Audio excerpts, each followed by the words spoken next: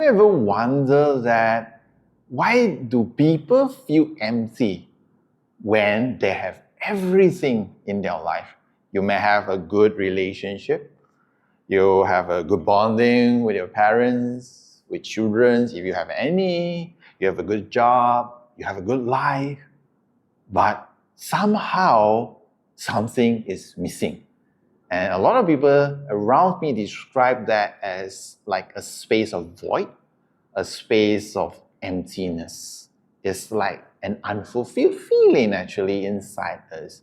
I have a lot of entrepreneur friends around us actually talk to me about these things. They have like a perfect life in a lot of people's eyes. But they themselves, when they are alone at night, oftentimes they feel that something is missing. I have one very particular friend from Singapore, and he started broke. And then he started thinking maybe he needed to make the first million in order to actually fulfill this emptiness within him. So he started climbing his corporate ladder. He started aiming to make his first pot of gold. And then I believe in 3 years, he got it. And then at that moment, he felt like he was still missing something.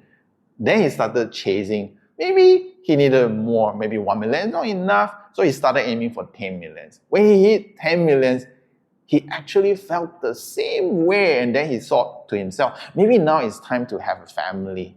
And then he bumped into his beautiful wife right now. And then he got married. He has 3 beautiful children.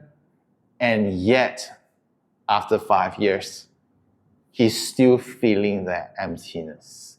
And then he told me that maybe it's time for him to give back, need to do some charity. Then he started doing charity, he started giving back, but still feel that something is missing. So today I want to discuss actually what is actually missing when you have everything. So I want you to imagine that whatever we do, a lot of time we are doing from a space like a human being. But that missing piece is actually a feeling of our soul connections. It's a feeling of our heart space. So you can be doing a lot of things mentally. You should do this, you should get that, get a good family, get a good job, earn a good money, helping people, whatever that you think you should be doing. But if you are not aligning to your heart space, your heart maybe wants to not be a doctor, maybe your heart wants to be an artist. And that feeling will always have a gap inside you. And that gap is missing. I'm not asking you to change job. That's just an example. This is an example for people who have this urge inside you. Sometimes it can be as small as maybe you are missing some hobby that maybe you like rock climbing, and then you are too busy chasing after success. And that little voice inside you has been neglected. So imagine like an inner child, like a children inside you that is being neglected. The voice is unheard and you always brush him aside. And that unheard feeling create a gap. And that gap create like a void, like a missing connections. And that connection is, if it is not being fulfilled, and that is why we are feeling that missing piece, that feeling, that emptiness actually. So how do you actually fill up the gap? So a lot of people will think that you have to do fulfilling things. But fulfilling thing is not according to what society wants you to do or what you heard is good to do. Like there are people who do charity again and again, but at the end of the day, they still feel empty. Why? It's not what you should and shouldn't be doing. It's what you feel to do. And that gap is actually a calling from your soul, a calling from your heart. And that voice itself, once it's being honored, once it's being fulfilled, that void, the emptiness will disappear.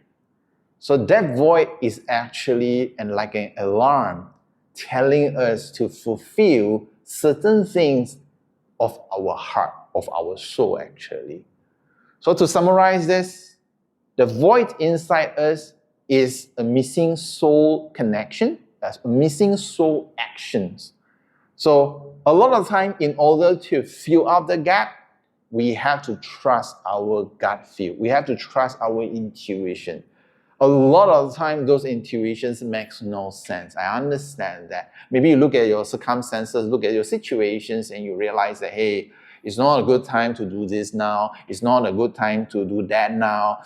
But then your heart, if it is keep on like bugging you or keep on giving you this signals or messages, sometimes people talk about it. Sometimes you look at magazine and there's a phrase talking about that. Sometimes we get all these signs around us, and those are important signs. Those are the signs where your souls, your heart wants you to listen to. Because once you tune into that, sometimes, a lot of times are not logical. But once you tune into that, you're not just filling up the emptiness or the void inside your heart. Sometimes you reignite or rekindle the feeling of joy, maybe. Maybe the rekindle your childhood memories, maybe to bring upon the inner child to have fun again, maybe to reconnect you to love and harmony. We do not know the overview of how life actually unfolds. But our heart has the connection to this cosmic, I would say the cosmic like an internet, knowing what is truly good and appropriate for you. But our mind oftentimes are very limited to all this understanding, because our mind can only compute the data of all our experiences in these lifetimes. And those experiences sometimes, yes, you can hear from someone else. Those considered an experience as well, but those are very limited. Those are the experiences of the past that may not represent your experience tomorrow, right? So when you use only your mind to make decision, you're basically using the data of all your yesterdays and trying to figure out what is best for you for tomorrow. So I want to sum it up as such, okay? Think of your mind and your heart actually has two different roles. The mind has this job description, I'll call that job description, like a job scope, that make you safe. So it will always compute and analyze the data that tells you, is it logical to do this? Is it safe to execute this plan? Your mind, the only job of your mind, of your brain, is to actually keep you safe, keep you survive, basically. But the job scope of your heart is actually to make you great. It's like an inner coach. It's like a coach that you go to the gym, keep on pushing you forward, sometimes don't tell you the reason. That's somehow it's like your heart.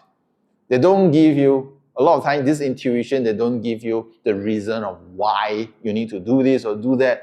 Maybe they just give you an overall feeling, an overall message of do this, do that. But they do have the connections to the cosmic library that knows the potential of the future, that will bring upon the greatness within you. So when the universe gives us two things inside one body, which is the mind and the heart, there is always a purpose to the existence of both. I'm not saying anyone is greater. It's good to make good use of two of them, so that eventually your heart can actually be the main driver that will work with your mind, which is your brain, to help you as a tool to actually analyze or compute or come up with a strategy that aligns with your heart.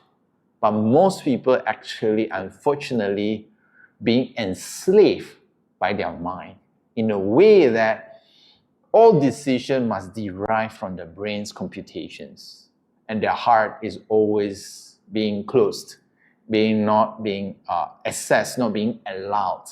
And that actually will not bring upon greatness inside your life. If you ask a lot of successful people in the world, a lot of time they actually follow their heart, and that will be one of the best decisions that actually bring them to where they are today. So I hope with this you gain greater insights of how actually you can balance between your heart space and your mind space. When we actually follow the voice of our heart constantly, we will always be fulfilling this urge of soul to express through us. And then the emptiness and the void will forever be gone. And our mind can be a tool that can be used to help us strategize and plan a life of greatness and adventures. So thank you for tuning in. I personally believe that love is real and love is the answer.